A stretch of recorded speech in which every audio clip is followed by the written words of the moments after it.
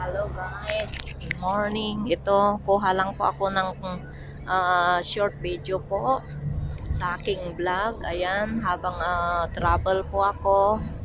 Galing po ng Discovery Bay guys. Ayan, nasa Guguban po ako. Ayan po ang view guys.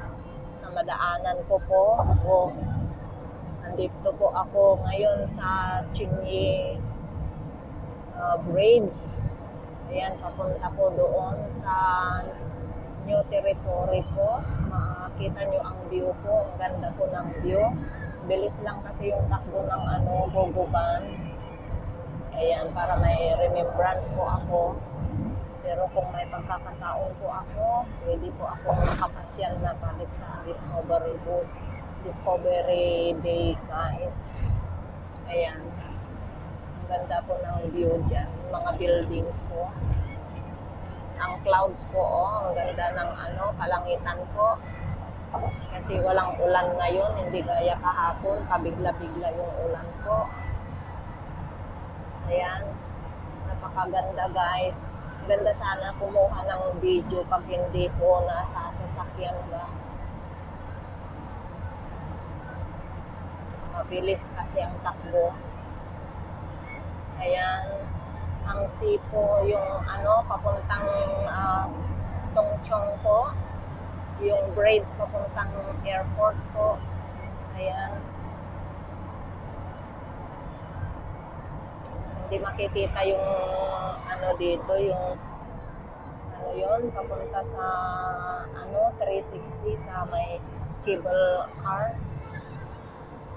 Ayan. Ang ganda guys. So, kuha-kuha lang po ng mga video ko. Ayan ang bus. Ayan. Diyan sa front po, papuntang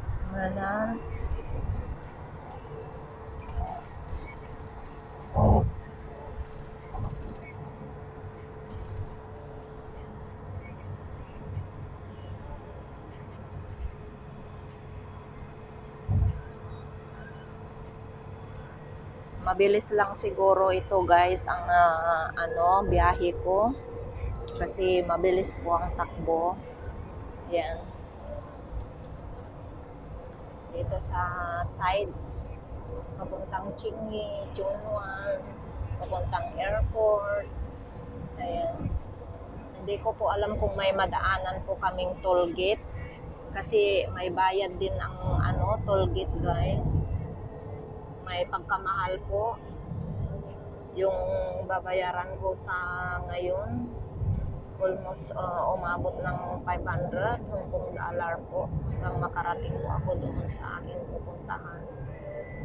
So, thank you so much sa inyo guys.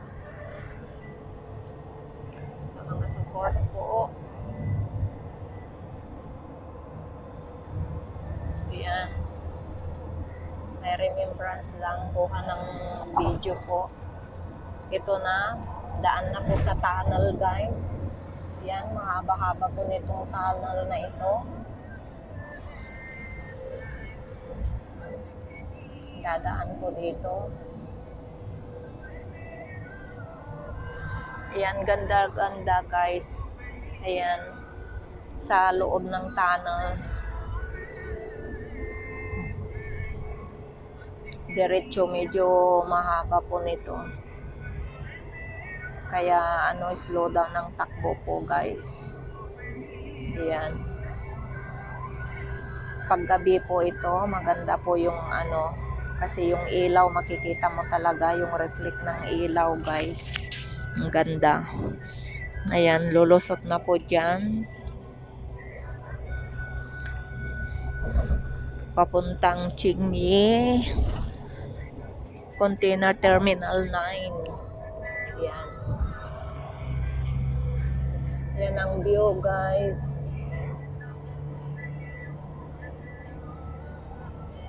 Ayan yung China Merchant Logistics sa DHL.